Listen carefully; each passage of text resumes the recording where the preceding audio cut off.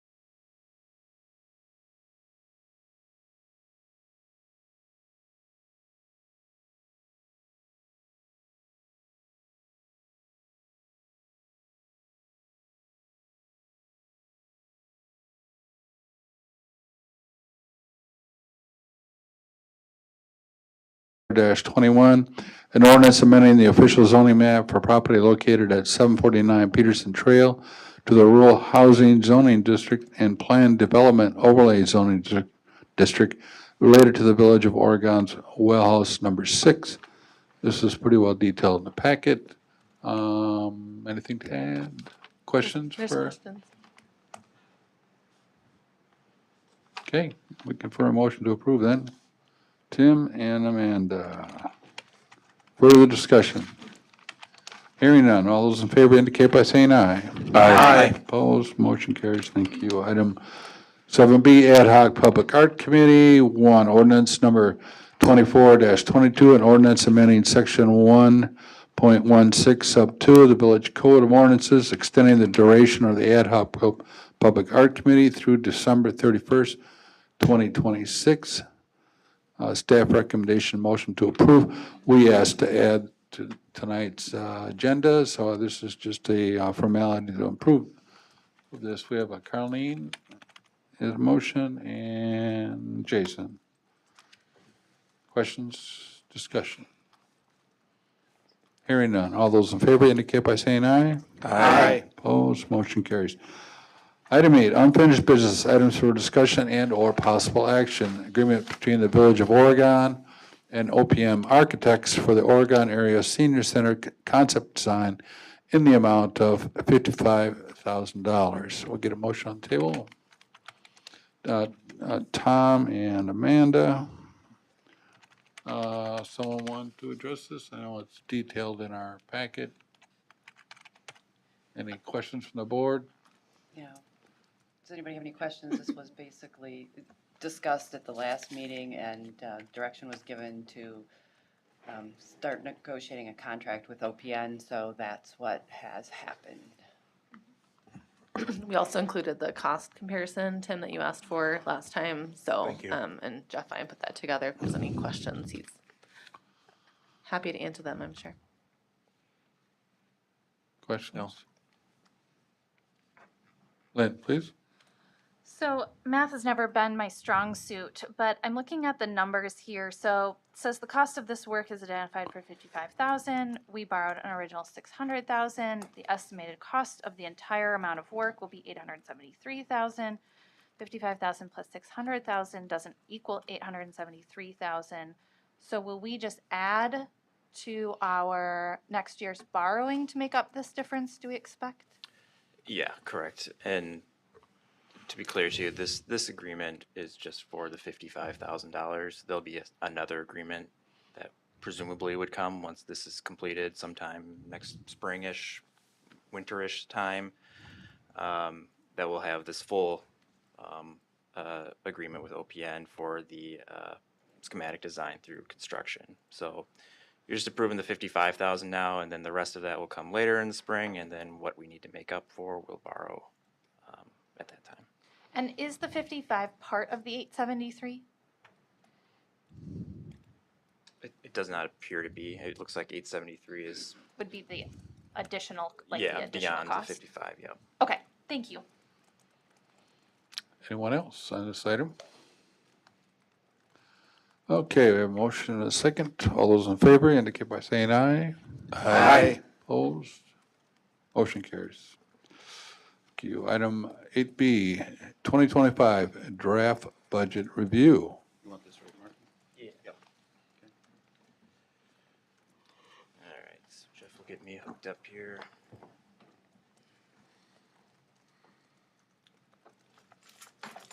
Let's switch. All right, so let's talk budget again. So since the last meeting, nothing too material has changed from the budget. Just a few minor changes, getting some more accurate numbers, just trying to tighten some things up. We're still balanced with $42,000 contingency, and as we talked last time, it's likely we'll not qualify for the expenditure restraint payment in the 26 budget, so holding some of that money aside for making up that gap in 26 would be a good thing. That amount is about $58,000, so we're good portion of the way there. We still have just one really last major outstanding unknown. That's the employee benefit open enrollment that will continue through next Friday, or actually this Friday, excuse me.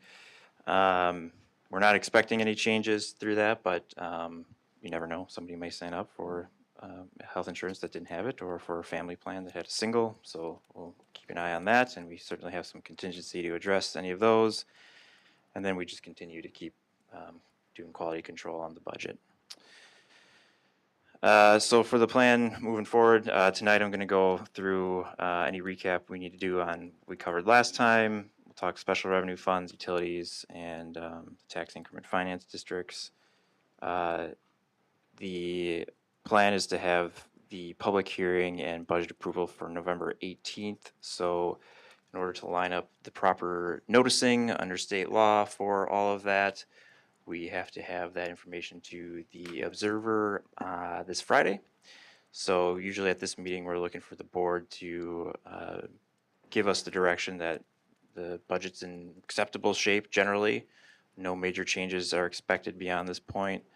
And we can submit that public notice, and there is a budget summary that goes along with that, so people can see what the budget looks like. There'll also be a resolution after this item to consider the levy limit exception related to the fire EMS district. All of the town partners have now approved the resolution, so we'll take that up tonight. And we can still continue to talk about budget at the next meeting on the 4th. Even though we've sent off the notice and everything for the 18th, we can still make some minor changes and things like that on the 4th, and then we can talk more on the 18th ahead of the public hearing and any final adjustments there. So I guess first, is there any questions related to anything that we covered last time? General fund, the capital funds, and then the debt service funds. Any questions I can cover for that? Lynn, please. Sorry. Page 240 of the packet. Martin has been very kind to me in going through some of these numbers behind the scenes so that I can kind of understand. But one of them I need to understand, and I think helping the public understand it would be helpful as well. Under the other general government, we're seeing for that general section a pretty large increase of 78% change, right? Yes, yep. Okay, great. Can you explain what this section is and what the explanation behind the jump is? Yes, so the big bulk of that is this other contracted services here, which is at 30,000. That is to account for two special projects that are anticipated. One is additional referendum work. So as we go into the spring, assuming we move ahead with a referendum, we're going to have some consultant work in terms of the PR side of things. And then the second one is the market look at our employee compensation plan. So by policy, we want to look at that every 3 to 5 years. We'll be in our third year and then going on to our fourth year in 26. So we want to take a look at our wages again and make sure that we're keeping up with the market. And so that 30,000 there is set aside for that. And that is intended to be offset by funds that we have on hand. So fund balance that's available. Thank you. Anybody else? Oh, I guess you can go ahead. All right, now I'm going to scoot ahead here for a little bit. Thumbnails here. That's probably a better way to do it. All right, so yeah. So for tonight, as I said, we'll cover these what they're called special revenue funds, and so these are funds that relate in some way to our government services. The only difference is sometimes there are reasons that we have to set up special accounts, sometimes by law, to account for certain funds that we have. And then there's also a lot of other, I guess, compelling policy reasons to do it, as far as sometimes we want to set aside grant monies or donated monies that people provide us into a special fund.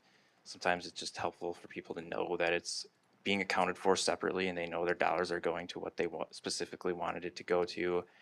But oftentimes these funds are for things like irregular revenues that we receive, or grant-specific revenues, things that we can't really account for on a regular basis that we would want to put towards general operating expenditures, because we wouldn't be really necessarily able to count on it year after year after year. So I'm going to talk about and highlight just a few of the things that I think are notable, and I'll probably scroll through quite a few of them just because a lot of them don't really have a lot of activity that occur in them from year to year. And so I'll just highlight a couple things, but there's certainly some detail in here on what some of these funds are and what they're about, that you can go back and reference. For the sick leave fund, there's nothing really notable in 2025, but I'll just address that. So this fund is set up for, we have what amounts to is like a legacy employee benefit that is no longer offered to all employees, and this pays out sick time to certain employees that are still employed with the village, and there's only a few of them left. So occasionally, as you can see here, we'll have some rather large payouts that we need to accommodate for these sick leave payouts, and we're in a pretty good position to address those as they come along. A couple of years ago, there was quite a bit that got paid out. It was like a $200-some thousand that came out of this when we had 2 retirements that occurred. So there's nothing that's occurring there right now. We have some money that we've put away in there. It'll earn some interest over these coming years, and then we should be in position to make those payouts as they occur. The library is another one that we put under these funds. The one thing I'll note with the library is, and I think I maybe say this every year, the library is a unique animal in Wisconsin local government. So they are a village function, but they have some unique independence that occurs, that's outlined in state law. And for the village board, you have the control of the budget for the library, but once you set and approve that budget, you pretty much lose control of those funds. It becomes pretty much the library's stewardship of those funds at that point, and they get to decide how they want to spend those funds. Same thing goes with buildings, property. Once those things have been designated for library purposes, it really becomes the authority of the library board to administer those things. Same thing with employees to a certain degree. Jennifer reports directly to the library board. She doesn't report up through the administrator like the other department heads. So she's accountable to the board, and things like employee wages are entirely set by the library board. The village board doesn't have the decision there. So I'd just like to make that reminder every year, and so we set aside their funds in these separate revenue funds, so that we can easily segregate what is under their authority and their responsibility. They have 2 funds designated for them. One is just called the library fund. This is the fund that they have for sort of those irregular grants and revenues that they receive from time to time that they use for irregular expenditures, projects and different things that they want to purchase. This was where the new building of the library was expended out of. The actual operating fund is also in here, and so this is basically the general fund, but just for the library. So it houses their employee wages, benefits, everything that they need to keep their lights on and keep their operations operating. And there's nothing, just like with the general fund and the rest of the services that we offer this year, there's nothing too overly notable to address in this budget. They put the budget together consistent with the board's direction and the resolution that was adopted earlier this year. And they do actually adopt our employee compensation plan. So they have followed what the village has adopted. So they are following that. But by and large, there isn't really anything too notable here, I would say, to highlight. I think one of the things that they're trying to figure out, similar to this building, is just what are going to be the normal, regular annual costs for operating their building. And so I think over a couple of years, we'll start to generate a pretty solid pattern of costs that will start to be more manageable and more easily identifiable in the budget. Any questions on library stuff at all?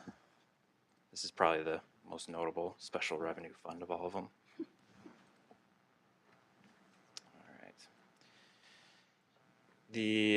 So we talked a little bit about this one at the last meeting, the cable TV franchise fund. So this is the fund that we expend funds for OCA Media. So we receive revenues from cable franchise fees, and then we also have a state aid program related to replacing those fees that come into this budget, and then we expend most of those funds off to OCA Media. And as we talked about last time, this fund is now operating in an annual deficit for at least this year, and now again next year. And right now, by my projection, we'll likely be out of funds within this fund by 2027 or 2028. So I know I've talked to Tom and the folks at OCA about, that's pending, that's coming our way, and at some point we need to think about how to address that. Once we expend all those funds that are available, and OCA Media wants additional resources from the village in the future, the only way that we can really do that effectively is through the general fund. And so now it'll be competing for the rest of the funds that all the other departments compete for. And obviously there's a big challenge with that. The only thing that I wanted to just verify was at the presentation with OCA Media, they had, it was about a $3,000 increase option to their annual contribution. We have it set right now as the same as this year's. And there was some discussion about maybe we should just give them the increase that they requested, which I think was a 3% increase. I think it's about $3,000. And we certainly can do that. There's money there to do that. And there's about $60,000. Well, there'll be a little bit less than that. There'll be something like 40-ish, 35 to 40 by the end of this year. By the end of 2025. So there's funds to play with there. $3,000 isn't going to move the needle too far one way or the other, but we do have the pending depletion of the fund in a few years. What's the board's pleasure on this item? Carly? Is the question, do we want to do that? Yeah. Yeah. I would say yes, I would move to increase it. I think that OCA provides a great service for our community and does it with a really tight budget. Yeah. I'll second the motion. Third. I'm in favor as well. Okay, yes, so we'd like to do that. Yeah, we'll adjust the number there. All right. A couple of these I'm gonna probably breeze by because there really isn't a terrible amount of activity, or activity is pretty relatively straightforward. One thing I'll just note, cemetery fund, last year we had talked about, historically, and at least recently, we've had, I think it was 3 or 4 different cemetery related funds between special revenue and the fiduciary funds that we have. And last year we talked about just combining all of these things into one fund and putting all those funds together. So we have done that, and that's what this is here. This is the cemetery fund. It has $150,000 in it at the end of 2023. And one thing that Jeff and the Public Works Department had put forward was they want to spend $20,000 of that to do some dead and diseased tree removals in 2025. A few more funds, police special revenue. They expend a lot of their various community events and things of that nature out of this fund. The refuse and recycling pickup, this is sort of an in-out. This is The revenue is our user charges for curbside pickup. The out is the money spent on Pelletary to do that. Tourism fund, Elise just gave a good overview of that. We have a room tax in Oregon. 70% is retained for tourism purposes, and that's under the jurisdiction of the Tourism Commission. 30% we keep, and we use that as a general revenue in our general fund to fund operations. Canine fund for the canine program. We do a lot of great donations and fundraising out of that fund, which covers the costs of that program.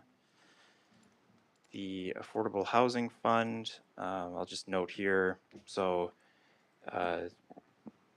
is a little bit of an explainer. The tax increment law allows communities to keep a tax increment district open for 1 year longer than what would typically be allowed.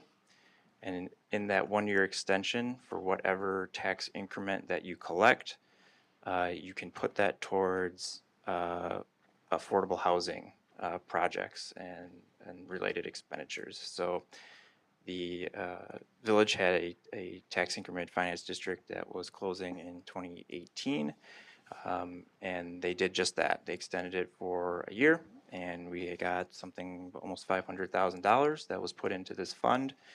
It's been spent on a couple of projects. One was for Genesis Housing in 2020, and then we also have some earmarked for the Habitat for Humanity housing project that's still ongoing.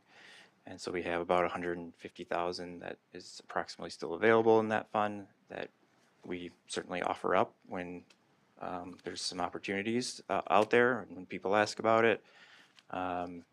So there won't be any way to replenish these funds once they're gone unless we have another district closing, which won't be for at least about 10 years, I think.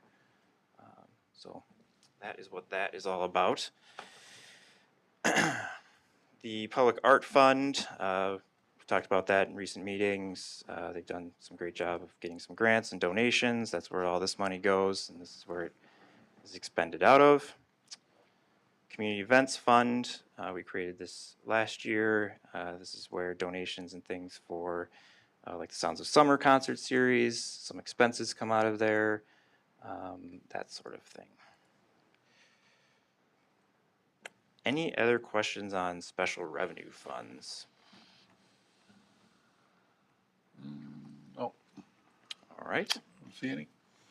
All right, so let's talk tax increment finance districts. So village has 4 TIF districts. They, for budgeting purposes, they're kind of scattered out through special revenue and then also debt service funds, and they're both those budgets are contained within the packet here that you can look at. But every year we put the annual report for each of these districts in the budget document. This report has to be prepared. It's required to be prepared every year. It's prepared by Ellers, obviously. These reports have to go to the Joint Review Board, which is a multi-jurisdictional committee of the village, the school district, the county, and tech college. And they have some authority over the approval and amending of tax increment districts, because obviously they're giving up some of their tax revenue when these districts are created, so they have some authority to say yay or nay to that. And so these reports go to them every year, and they just cover exactly what the purposes of all these districts are, some of the background information, and how they performed financially the past year. We talked a little bit about these districts last time and just talking about the tax levy.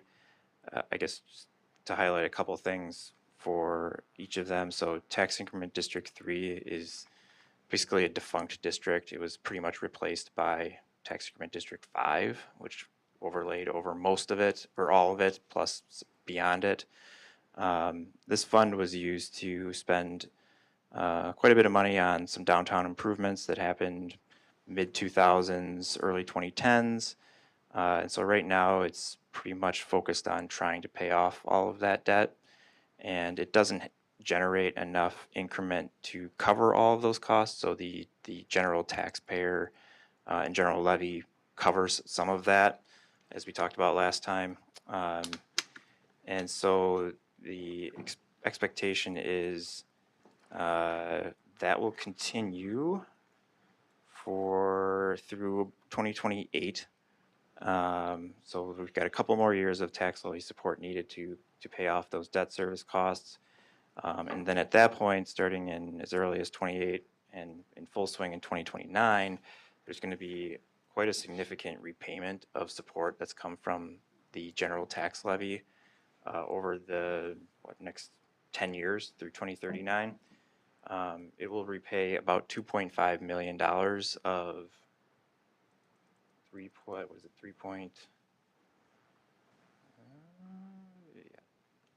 2.5. Yeah, there'll be still $629,000 left unpaid by the closure of the TID. So it's a little bit over $3 million that needs to be repaid, and only 2.5 of it will be repaid. But every year there's going to be about, as you can see here, about $200,000 coming into the general fund from this district for about 10 years. So it's something to think about in terms of how the village will want to use those dollars. Tax increment District 4, as we mentioned last time, this one has also needed tax levy support in the past, but has gotten to a point where it is performing that it no longer needs that. So that's dropping off that this year, and this analysis has the fund being able to start repaying about $792,000 in tax levy support, start paying that back in 2030. So there's a few hundred thousands of dollars that will be repaid over about a 5-year period within there too. So that's on top of what TIF 3 will be repaying. So there's going to be some interesting amount of funds coming in that I think the village will have to think about how we want to use all of those things. So this district is down by on the southeast side of the community. It's the Culvers area and headquarters and all of that. And so this last year, the full value of the Prairie Brook apartments hit the assessment, and so that is where you see some of the really big increases in values, and now you can really start to see the district starting to perform financially very well. TIF District 5, as I mentioned, overlaid a lot of the downtown area, plus a lot of the north side of the village. This one had a little bit of levy support a few years ago. It has some repayment to do, but has been off needing that for a couple of years. It has about just under $300,000 of support to repay that it will do in 2026 and 2027 based on this projection. But this district got off to a pretty good start. It had the Ticey expansion started it off, so it started off performing quite well. And this one will actually may even be able to be closed early based upon this analysis. So it's performing quite well and making those funds. For TID 6, so this was one we created last year. This is just over here on the west side of town. It's the North Point development. It's a single property TID for that affordable housing project. It was created just at the end of last year, so we don't have to do a formal annual report yet this year. But we do have the analysis in there moving forward. Right now, it just has some administrative costs that it's accumulated because of just getting the TID off the ground. I think this analysis is a little conservative because I don't think we're going to have any administrative costs for this district other than filing reports, maybe a couple $1,000s. And so I think these numbers here will look a lot better right off the bat. But it's not expected that this district is going to need any levy support. The project is happening right off the bat with the creation of the district. So we should start generating increment off of that as soon as next year. And so that will go to pay part of the incentive that was provided, but then the village will also keep some of those funds as well. Any questions on tax increment finance districts? No, sir. All right. So let's talk utilities.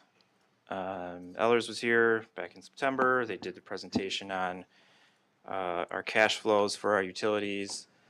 So the things that I think I would note about the utilities, number one is, I think I note this every year, but the utility budgets look much different than our normal government budgets.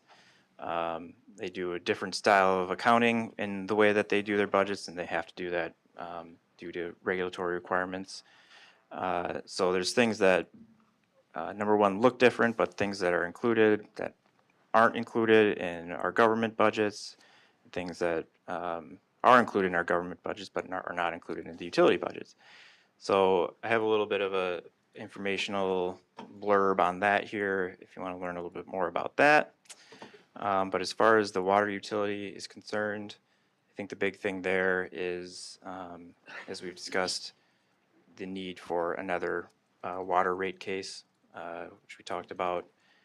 So presumably this time next year, early 2026, we're looking at needing a 50% increase to the revenue generated off of rates.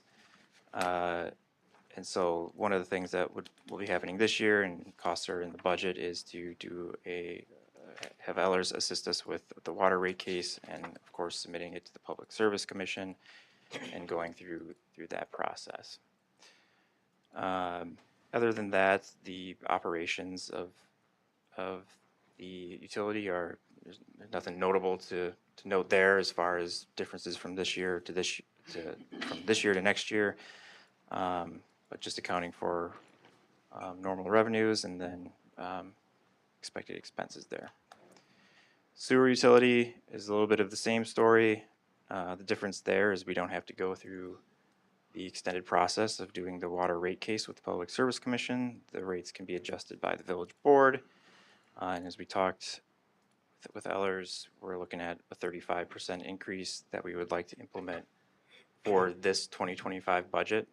So what we would be asking the board when this budget is approved on November 18th is to also approve a resolution increasing the rates in tandem with that. And so that that is reflected in the revenues that are accounted for in the line item budget. We already have the 35% increase accounted for there. But beyond that, I don't have anything else notable to address there. Is there any comments or questions on sewer and water utility? Nope. All right. And then the last one is a quick one. Fiduciary funds, any money that we hold in trust for anybody. We have one trust related to a library donation, and that is all. Okay, so we're looking for a motion to authorize staff to publish the public hearing notice and a budget summary. Tim and Carlene. Questions, discussion? Okay, we have a motion second. All those in favor? Sorry? I have a comment. Didn't see your hand, Oh, sorry. go ahead. Did you want to You go had a first? question? I was just saying to Lynn, who is a fellow teacher, former teacher, that your teachers must have really loved how thorough you are. I certainly do, because this would be Greek to me, and I appreciate the detail and the explanation of the detail, because again, it would be over my head. So thank you. Anybody else? I'll pass the credit on to the staff and department heads. I'm just the vehicle of delivery. They did the numbers, and all the work was all on them. Okay, we have a motion second. All those in favor indicate by saying aye. Aye. Opposed, motion carries. Thank you. 8C, resolution number 24-29, resolution in favor of exceeding local levy limit for charges assessed to the Oregon Area Fire EMS District. Staff recommendation, motion to approve. Amanda and Tim, I think we're all pretty aware of what this is about. Any questions or discussion? Hearing none. All those in favor indicate by saying aye. Aye. Opposed, motion carries. Item 9, new business, none. Item 10, reports of village officers, department heads, and consultants. This is for information only, no action by the village board will be taken. A, village administrator report included in your packet. Okay. Item B, police chief report, 2023 Oregon Police Department Annual Report. Yes, so first of all, I apologize, this is coming so late. This is not ideal to bring it to you in October. It's more of a January, February, March type, project, but unfortunately, just we had to prioritize some projects. But I did want to go over this annual report with you a little bit more in detail than I normally do, because it was a very challenging year and a bit unique for us. So, you know, the structure's in there of what we looked like when we were in 2023. But then I'm just gonna move to the goals we had made in 2023, which still, first one still exists, the 2-officer minimum, we're still working towards that. Again, we do have 2 officers normally working right now, but it's just, one is unfortunately sometimes on overtime, which can cause burnout, so we're monitoring that. In 2023, a goal was to equip our personnel with the less lethal launchers. We're getting more and more of these situations where a person is armed, and if we have the time and the personnel on scene, we can use this as a less lethal option to resolve the matter quickly and with the least amount of injury possible. We also needed to transition from the outdated tasers to a newer version. They were becoming outdated. We implemented the drone program. Things are going really well with the drone program. I plan on, with future reports, yearly reports, that I bring you some of that data to show how well that's going. We added some ballistic plates to our vests. We were going to more gun calls where rifles were involved or suspected to be involved. Our normal tactical vest won't take a rifle round. It will go through. So this will provide some additional protection to our officers. We had the goal for school safety work. Obviously, that's a priority to everybody in this community. So we continue to work on that. We'll talk more about that later in the report. And we added a bicycle officer to our now 2-person team. Bicycle officers are very effective when it comes to especially the parades. They can get in and out of the flow of traffic very easily to anything that's going on. And then one thing that has been delayed is the self-defense program, which we will continue. I hope to have implemented December of 2024, if everything goes okay. The goals we set for 2024 were, again, that 2-officer minimum. We're going to carry that on. Replacing our handguns, so manufacturer recommends every 7 years to replace them. So we moved to just the newer version of what we currently carry. What we did add, though, to all of the handguns is the optic. So it sits on top of the handgun. It creates a substantially larger amount of accuracy. We've already seen proof of that on the range. We're seeing that just across the board with the profession. Officers are moving to that. We've increased our efforts for recruitment. That was another goal for 2024. In fact, today we sent Lieutenant Niehaus up to Kenosha in an effort to encourage students up there to apply. We are moving around to these different fairs and then throughout the community events. And I do think our recruitment efforts are pretty strong. Again, still a goal to create that women's self-defense program. From 2023 to 2024, we did lose one of our instructors. And to keep this goal solid, we need to find people that will stay with the department and that have been with us for a while to where we feel comfortable. It's a big investment. We have to send them to Detroit. We always need 2 instructors there, certified through the training. It's a full week. Again, very expensive. So I'm going later next month as another instructor. The program ideally calls for women to instruct, but we are determined to get this program off its feet. So it's coming. The last goal is a difficult one, and I wanted to explain this a little bit more. So we lost some very experienced staff from 23 to 24. Not only was there a lot of experience there road-wise, but they were also instructors in many disciplines. We have to constantly train in certain disciplines like firearms, defense and arrest tactics, emergency vehicle operations, those sort of things. And in losing that, we had to really sit down and quickly figure out what we're going to do with this now new challenge. The problem is the Department of Justice also has a pretty high standard for who they'll allow to become instructors. You have to have so many years of service. You have to have certain credentials, and it's expensive, and it takes time. So we're right now working on quite a bit of our staff getting out to instructor classes so that we can keep moving, keep this momentum. And honestly, it provides opportunity to our staff. The other goal attached to that same bulletin is field training officers. So as you know, we recently promoted 2 sergeants, one of which was a FTO. We're hiring more now, putting people through field training more, causes burnout when you have somebody with you every day, all day, watching them. So we're really trying to work on how we're gonna get more FTOs so that we can get people trained when we get them hired. As far as the instructor side goes, we don't have a lot of options right now because many of our staff are under 3 years. That's one of the criteria. So what we'll do to make things work for the next 3 to 5 years is the Lieutenant Schaub and I will pick up some of that slack. I don't think it would hurt to have a firearms instructor that's female. You know, I've been working for this department for almost 20 years, and we're in a consortium with 5 other departments, and we've never had a female instructor. So why not? I don't mind shooting, so I'll do that. Yeah. And then, and I'm already an instructor anyway, so it's an easy discipline to add on. Lieutenant's gonna add on an armor, and he's gonna become a taser instructor. So we're pivoting, you know, and just coming up with some different ideas for a while.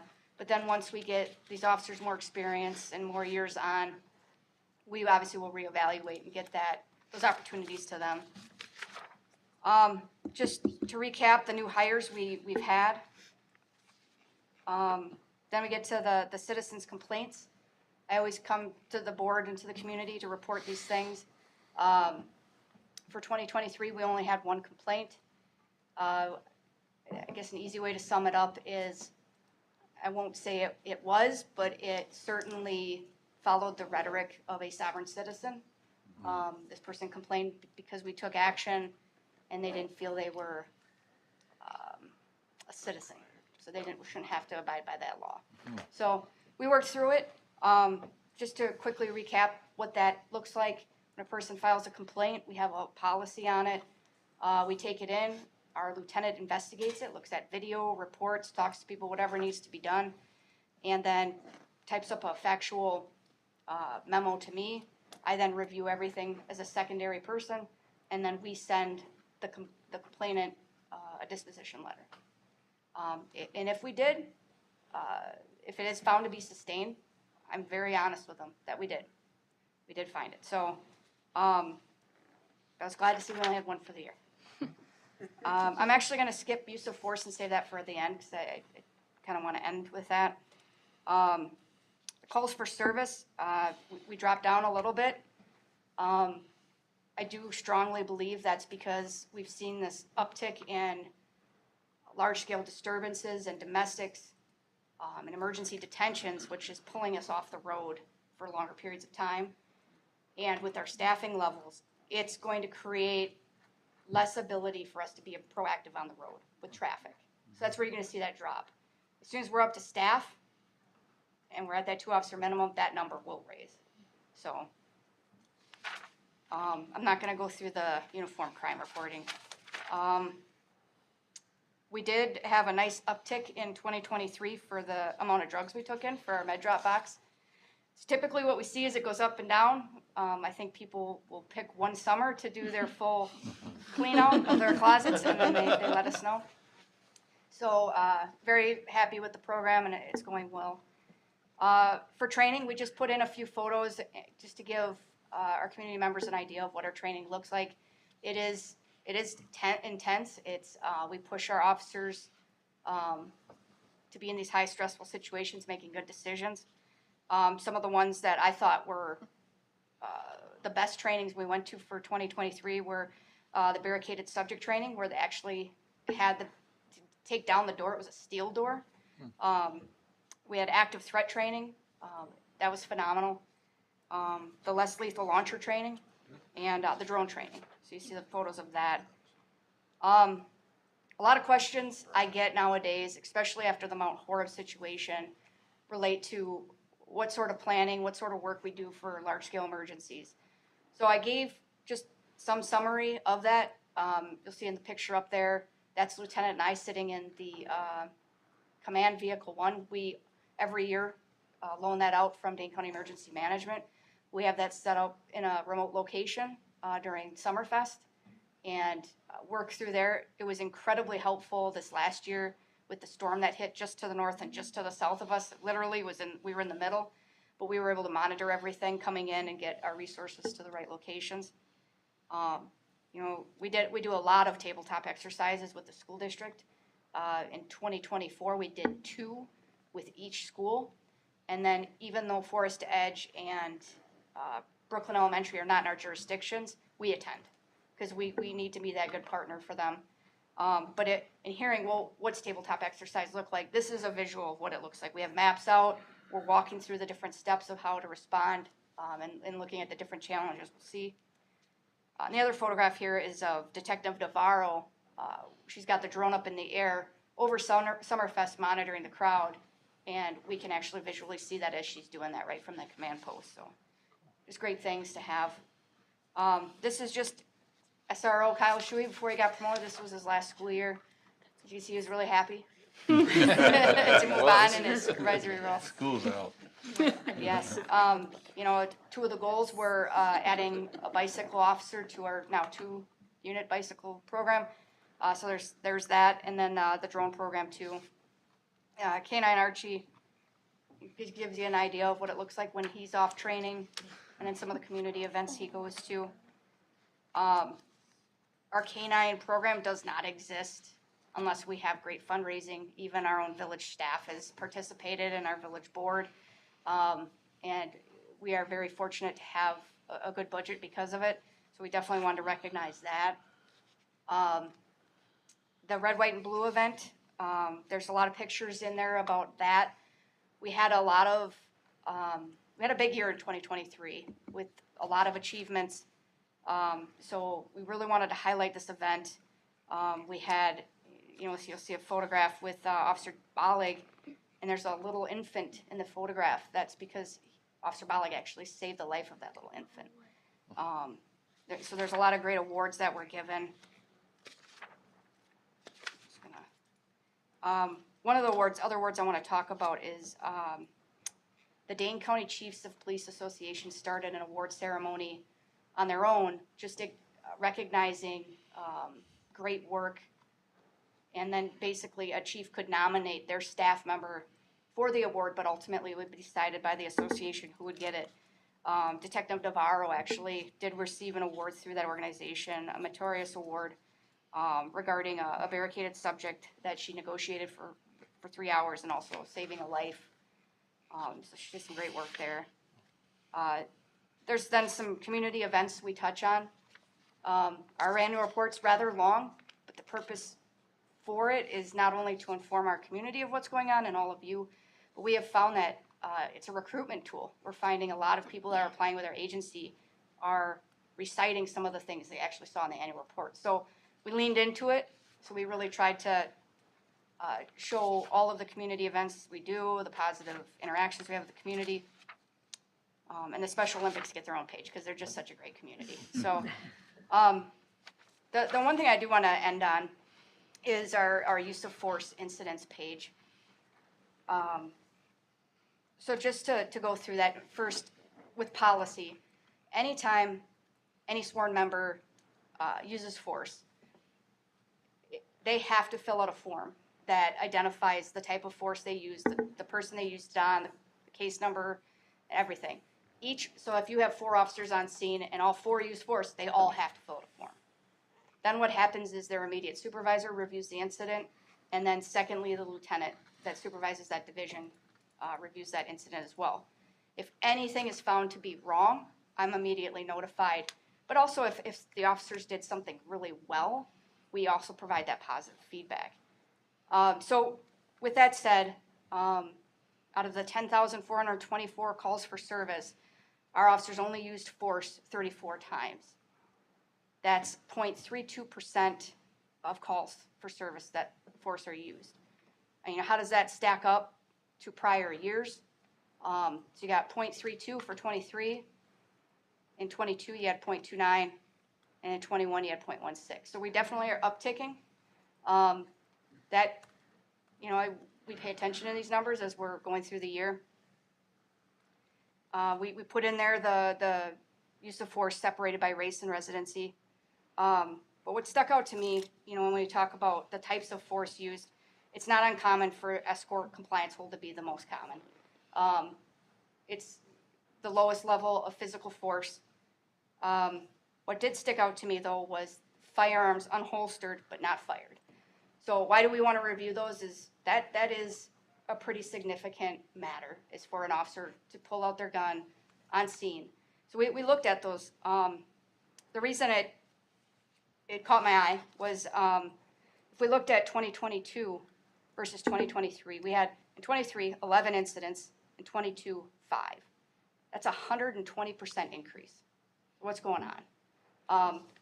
So I looked into it, and if I were in your shoes, I'd be going, well, why are we doing this? Why are we pulling our gun on scenes?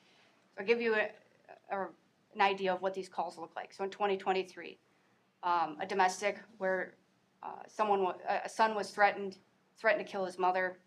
So we showed up. We ended up finding him hiding under the deck.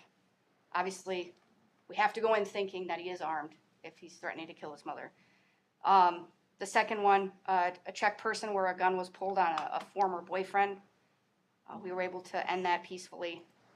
The next one was the officer-involved shooting on Eagle Drive. The next one, a Czech person for an armed subject outside of an apartment complex with a firearm. I do suspect that one was a kind of an ambush type call. We were very fortunate to end the call safely. We were called by a female who reported her husband was suicidal and possibly armed. The next one, we were called to Brooklyn to assist with a shots fired call. The next one was a domestic where a suspect left the scene. He had warrants, and the warrants indicated that he should be considered armed and dangerous. We were able to locate the person and take him into custody. Next one, resident requested check welfare at a residence because she was afraid it was going to be shot up. We later found the suspect armed with a hammer after the suspect had been smashing out several car windows. The next one was a domestic where one of the parties had a knife. The next one was assisting the county with a high-risk traffic stop where it was suspected the suspect was armed. And the last one was a call of a report for a 13-year-old that was just shot by her mother, ended up being a swatting call. So 11 incidents like that is pretty alarming, but to know they all ended well, nobody was injured. The reason I talk about this is I think it leans into why it is so important to make sure we retain the experience we have, that we get our staff trained well, and have them well equipped.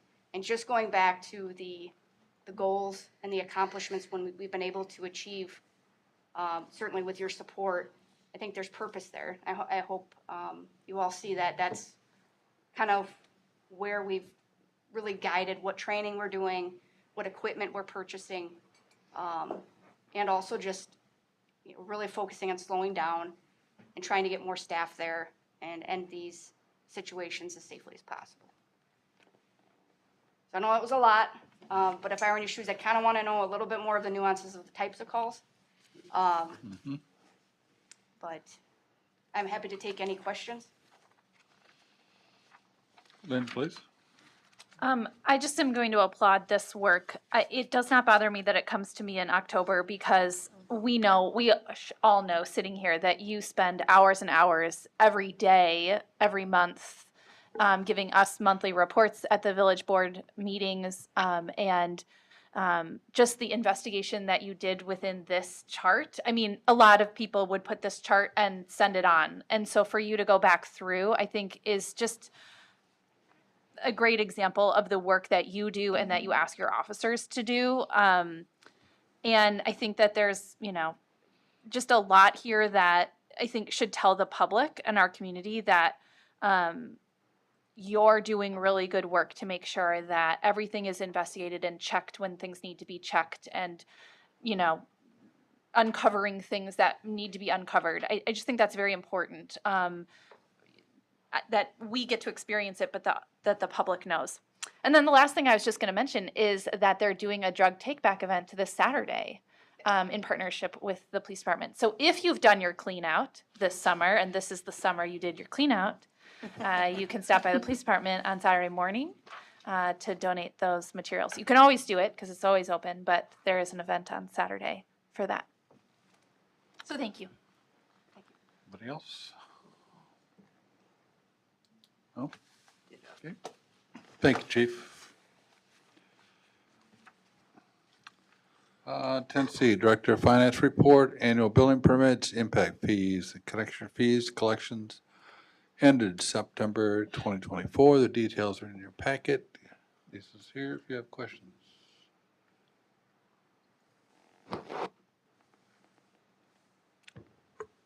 Seeing none. 10D, Village Clerk Report, in-person absentee early voting schedule for November 5th, 2024 general election. I don't have really anything to report. It starts tomorrow. Okay. There's a nice pamphlet in the packet. Share with your friends and neighbors. Great.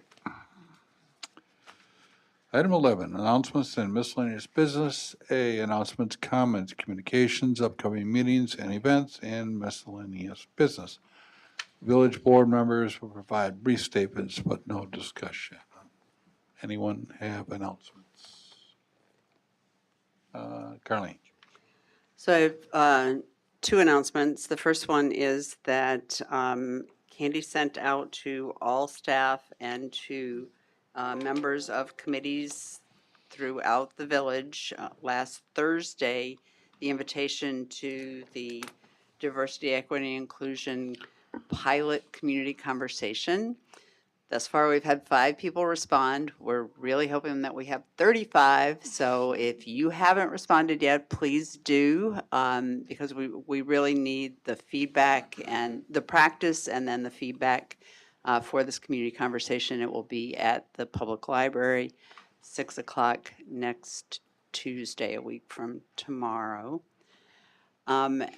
And then on a different note, I just want to make a comment that I'm a little disturbed, and some people may know that lots and lots of political signs have been stolen and vandalized this season, this political season. And it's really bothersome to me because it just is such, it's upsetting that we can't have differences of opinion and be respectful of one another's differences.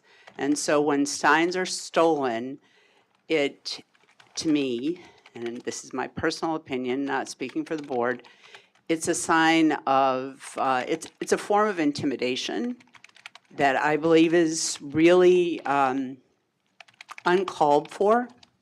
And I hope that the people who are doing this will stop. Some of these signs are large and are in with fence posts. And so it takes a great deal of determination to get them out of the ground.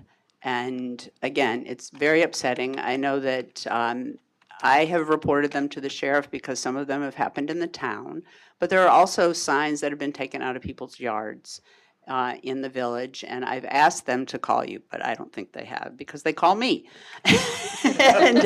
and so I can't report for other people, but I'm asking for people to please be respectful that just because someone has an opinion different from yours does not give you the right to take the sign from their yard or their property.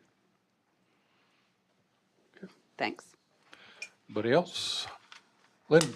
How many times can I raise my hand tonight? So sorry.